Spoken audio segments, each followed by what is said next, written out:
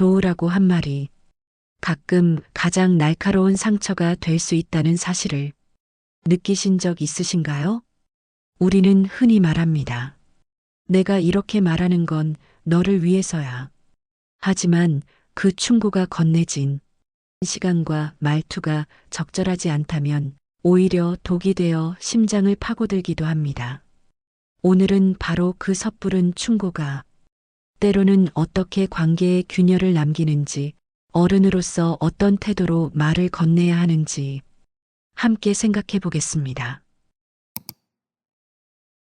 자식에게 하는 잦은 간섭이 삶의 개입으로 느껴질 때, 부모가 자식에게 충고를 건넬 때 그 출발점은 대개 걱정입니다. 혹시 잘못될까봐 내가 겪은 실수를 너는 피하길 바래 하는 마음에서 말을 던지곤 합니다. 하지만 그 말이 반복되면 자식은 존중보다 간섭을 느끼기 쉽습니다.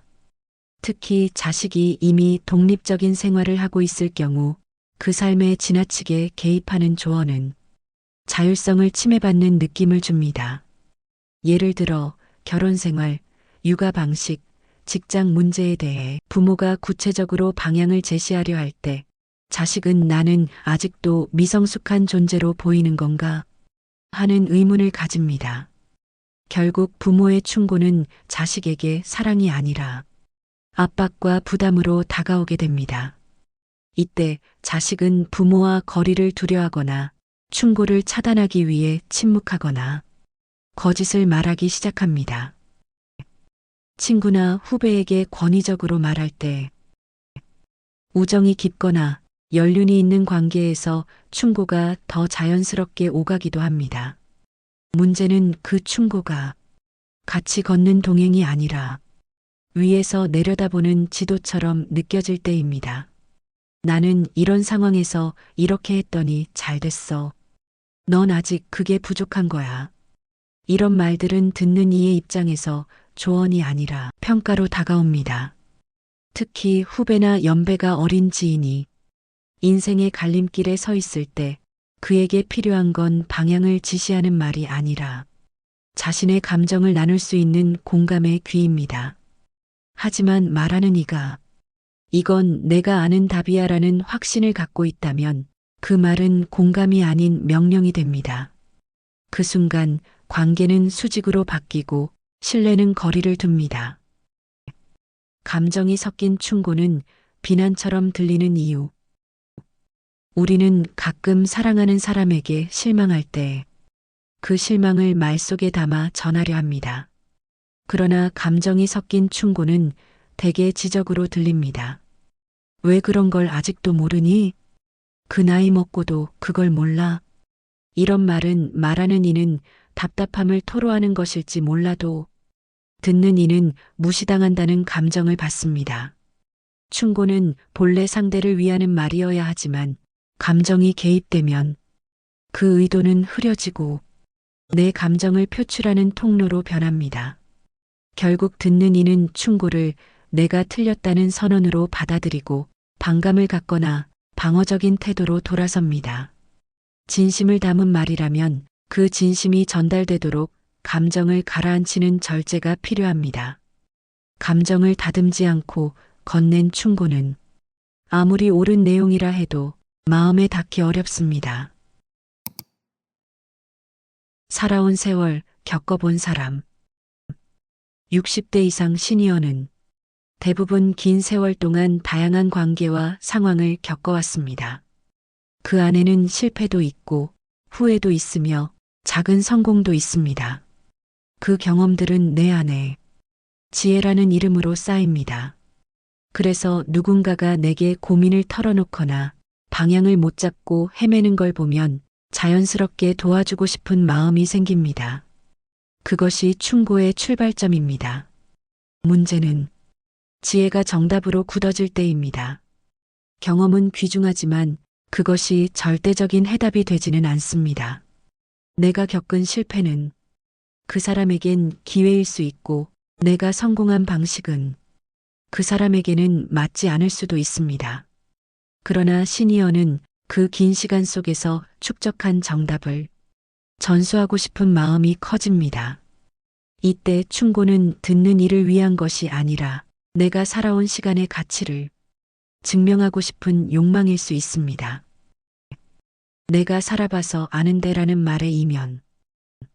내가 살아봐서 아는데라는 말을 한 번쯤 해보셨을 겁니다. 이 말은 애정과 걱정을 담고 있는 말입니다. 그러나 이 말에는 종종 보이지 않는 함정이 숨어 있습니다.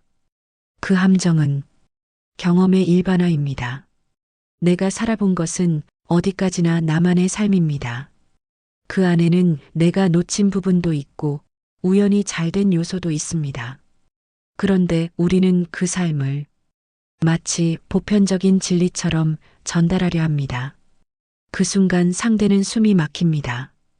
당신 인생이 내 인생보다 중요해? 라는 질문이 떠오르기 때문입니다. 경험을 나누는 것과 경험을 강요하는 것은 다릅니다. 전자는 존중이고 후자는 억압입니다. 그 경계를 넘어가지 않으려면 말을 꺼내기 전에 이렇게 자문해야 합니다. 내가 말하려는 건 그 사람을 위한 것인가? 아니면 내 경험을 인정받고 싶은 건가? 충고가 아닌 자존감의 표현. 많은 경우 시니어의 충고는 자존감과 연결되어 있습니다. 은퇴 후 사회적 역할이 줄어들고 자식도 더 이상 부양 대상이 아니게 되면 존재감이 희미해졌다고 느끼는 분들이 많습니다.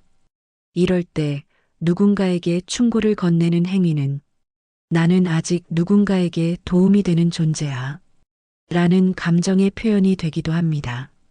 충고는 듣는 사람을 위한 것이어야 하지만 사실은 말하는 사람이 스스로에게 하는 말일 때가 많습니다. 내가 누군가를 돕고 있다는 위안, 내가 옳은 방향을 제시하고 있다는 안정감. 이것이 충고 뒤에 숨은 진짜 욕구일 수 있습니다. 물론 그 감정은 부끄러운 게 아닙니다. 다만 그 감정이 상대의 자율성을 침해해서는 안 됩니다. 말은 감정의 배출구가 아니라 관계의 달이어야 합니다. 관계 안에서 권위의 유혹. 시니어는 자연스레 인생 선배라는 위치에 있게 됩니다. 그 위치는 때때로 권위로 작용합니다. 자식에게, 후배에게, 손주에게 말을 들어야 한다는 암묵적인 기대를 품게 됩니다. 이 권위는 경험의 양이라는 근거 위에 세워진 것이지만 세대가 바뀌고 사회가 바뀌면서 그 권위는 더 이상 절대적인 것이 아닙니다. 하지만 시니어는 종종 과거의 질서를 기준 삼아 자연스럽게 조언자, 교사, 지도자의 역할을 자처합니다. 그런 말이 잘못됐다는 뜻이 아닙니다. 다만 그 말이 일방적일 때 문제가 됩니다. 권위는 자연스럽게 따라오는 것이지 스스로 세우는 것이 아닙니다. 조언과 충고의 차이를 아는 사람. 조언은 함께 걷는 사람이 건네는 말입니다. 충고는 앞서 걷는 사람이 뒤돌아보며 던지는 말일 수 있습니다. 조언은 내가 선택해도 되라는 여지를 남기고 충고는 이 길로 가야 해라는 확신을 강요합니다. 시니어가 품격 있게 존중받기 위해서는 이 두 가지를 구분할 줄 아는 지혜가 필요합니다. 같은 말을 하더라도 어떤 의도로 어떤 자세로 말하느냐에 따라 상대가 느끼는 감정은 전혀 달라집니다. 말을 꺼내기 전에 스스로에게 물어야 합니다. 나는 지금 도움을 주고 싶은가? 아니면 옳음을 증명하고 싶은가? 이 질문이 진정한 어른의 말하기를 만들어줍니다. 충고보다 경청이 먼저다. 품격 있는 어른의 말은 말하기가 아니라 들어주기에서 시작됩니다.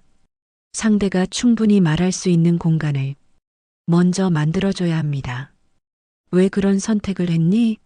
라고 묻는 대신 그땐 어떤 생각이 들었니? 처럼 상대의 감정을 먼저 받아주는 질문이 필요합니다. 경청은 단순히 말을 듣는 것이 아닙니다. 그 사람의 맥락, 기분, 상황까지 읽으려는 태도입니다. 때로는 말을 듣는 동안 조언할 말이 떠오를 수도 있습니다. 하지만 품격 있는 어른은 그 충동을 미루고 끝까지 상대의 말을 다 듣고 난 뒤에야 자신의 의견을 조심스럽게 건넵니다. 경청이 진심으로 느껴질 때 상대는 비로소 마음의 문을 엽니다. 내 경험일 뿐이지만처럼 여지를 두는 표현법. 조언을 하더라도 그 방식에는 분명한 차이가 있습니다. 내가 해봐서 아는 데는 압박감을 주지만 나는 그때 이렇게 해봤어. 너한테도 도움이 될지는 모르겠다는 상대에게 선택의 자유를 남겨줍니다. 여지를 남기는 표현은 상대의 삶을 내가 바꾸려는 대상이 아니라 스스로 선택할 수 있는 존재로 존중한다는 의미입니다. 이런 말들은 한없이 부드럽지만 오히려 더 큰 설득력을 가집니다. 말은 자칫하면 관계를 지배하려는 수단이 되기 쉽습니다. 하지만 조언을 제안처럼 경험처럼 또는 이야기처럼 풀어낼 때 그 말은 강요가 아니라 지혜가 됩니다. 말의 형식보다 마음의 자세가 더 중요하다. 때로는 말을 조심스럽게 골라 해도 상대가 상처받는 경우가 있습니다. 반대로 거칠고 투박한 말이어도 진심이 느껴져 위로가 될 때도 있습니다. 결국 중요한 건 형식이 아니라 태도입니다. 품격 있는 어른은 자신의 말이 상대의 삶에 어떤 영향을 줄 수 있는가를 먼저 생각합니다. 진심으로 걱정해서 하는 말이라면 그 걱정을 말이 아니라 표정과 눈빛과 어조로 먼저 전해야 합니다. 말은 타이밍을 만나고 진심을 만나야 비로소 힘을 갖습니다. 그 말을 받아들이는 사람의 마음을 헤아리며 지금 말하는 것이 맞는가를 늘 고민하는 태도, 그것이 바로 어른의 품격입니다. 말하지 않는 배려. 충고는 늘 하는 것보다 하지 않을 때 더 깊은 울림을 줄 때가 있습니다.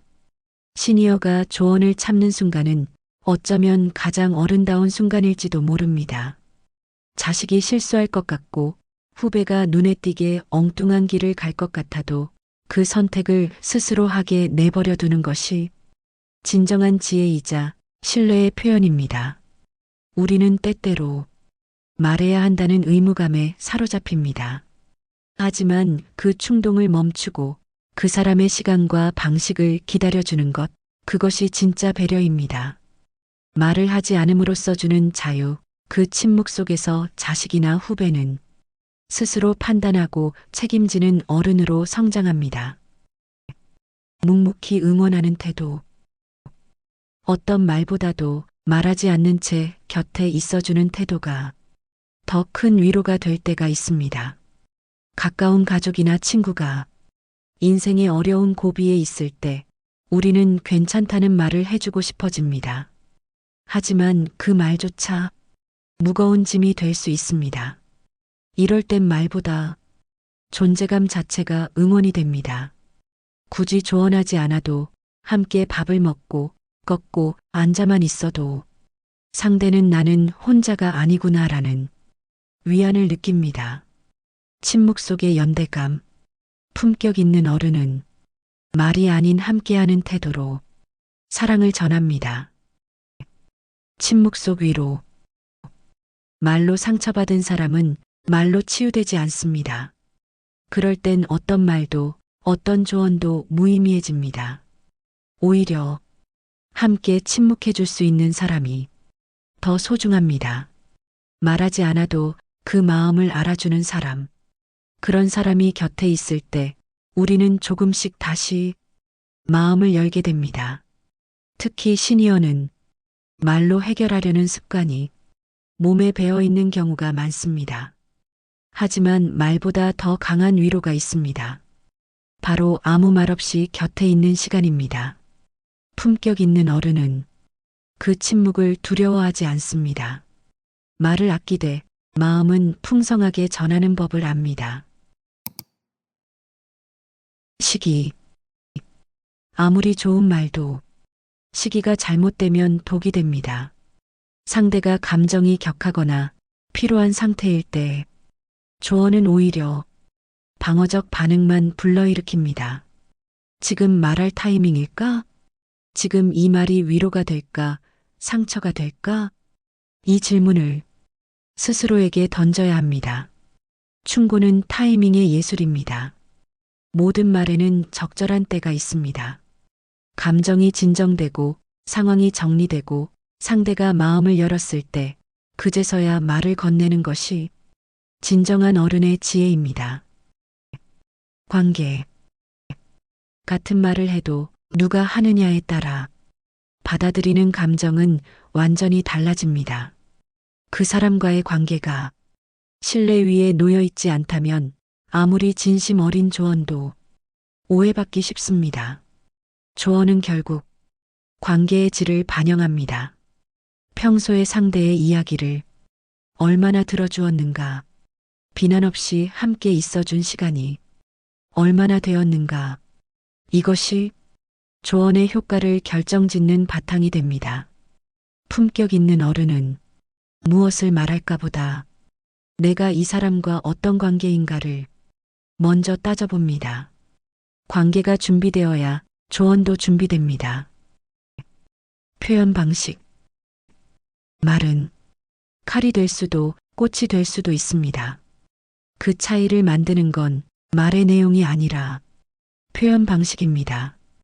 같은 의미라도 넌 왜 이렇게 생각이 짧니? 라고 하면 상대는 마음을 닫습니다. 하지만 내가 보기엔 조금 다른 방향도 있을 것 같아라고 말하면 상대는 생각할 여유를 갖게 됩니다. 목소리의 톤, 단어 선택, 얼굴 표정, 그리고 그 말에 담긴 온도까지 이 모든 것이 합쳐져 말은 비로소 설득력을 갖습니다. 품격 있는 어른은 말로 이기려 하지 않고 말로 감싸려 합니다. 부모와 자식, 엄마, 그 말은 그냥 듣기 싫어. 영숙 씨는 은퇴한 뒤 자식들 걱정이 부쩍 많아졌다. 특히 둘째 아들이 40이 다 되도록 결혼도 안 하고 회사도 자주 옮기는 걸 보면 마음이 불안했다. 하루는 김장을 하고 남은 찬밥에 국을 끓여 먹으면서 툭 이렇게 말했다. 너 이제는 좀 정착할 때도 되지 않았니? 아들은 국숟가락을 놓았다. 엄마, 나 그런 말 들으려고 온 거 아니야. 그리고 말없이 방으로 들어가 문을 닫았다. 영숙 씨는 그날 밤 잠이 오지 않았다. 자식을 위한 말이었다. 잘 되라고 걱정돼서 한 말이었다. 그런데 왜 저렇게 받아쳤을까?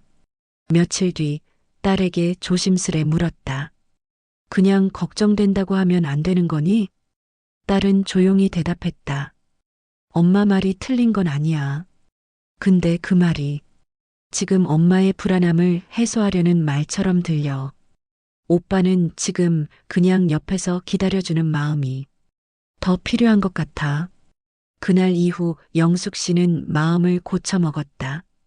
조언보다 먼저 아들의 불안한 마음을 이해하려고 노력하기로, 말은 줄이고 매주 반찬을 놓고 오는 것으로 애정을 전하기로 했다.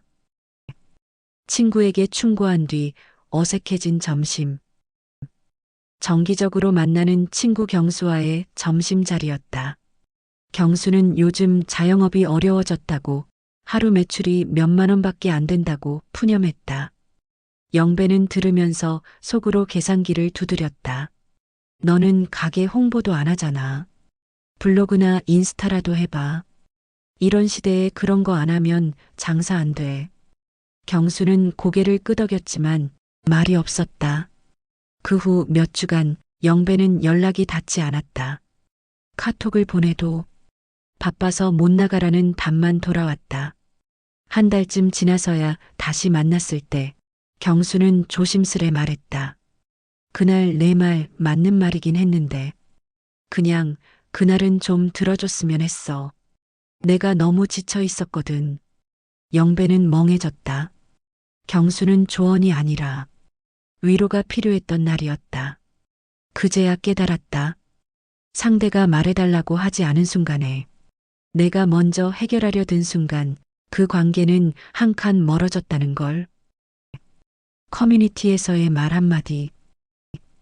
퇴직 후 시니어 독서 모임을 운영하던 희자 씨는 다른 회원이 쓴 감상문을 보고 조심스럽게 의견을 냈다. 이런 표현은 조금 과한 것 같아요. 문장의 주제도 명확하지 않고요. 그 순간 정적이 흘렀다. 감상문을 쓴 사람은 얼굴이 굳더니 그냥 제 생각을 쓴 거예요. 하고 대답했다. 그날 이후 그 회원은 모임에 나오지 않았다. 희자 씨는 마음이 무거웠다. 문학적으로 잘 쓰는 건 중요했지만 그보다 같이 글을 나누는 경험 자체가 더 중요한 모임이었는데 한 친구가 말했다. 글을 다듬는 건 나중에도 돼. 그 순간 그 사람은 자기가 쓴 글로 인정받고 싶었던 걸지도 몰라. 희자 씨는 이후 감상문이 조금 어색해도 이런 감정을 이렇게 표현하셨다니 멋지네요. 먼저 감탄부터 하기 시작했다. 그랬더니 회원들이 다시 하나둘 돌아오기 시작했다. 말은 쉽습니다. 하지만 그 말이 사람에게 어떻게 닿을지는 아무도 모릅니다. 같은 단어, 같은 충고도 어떤 날은 약이 되지만 어떤 날은 독이 됩니다. 말은 진심에서 출발해야 하고 그 진심은 상대가 받아들일 수 있는 때를 기다릴 줄 아는 마음에서 완성됩니다. 충고란 입에서 먼저 나오는 것이 아니라 마음이 충분히 가라앉고 관계가 단단해졌을 때 비로소 조심스럽게 꺼낼 수 있는 것입니다.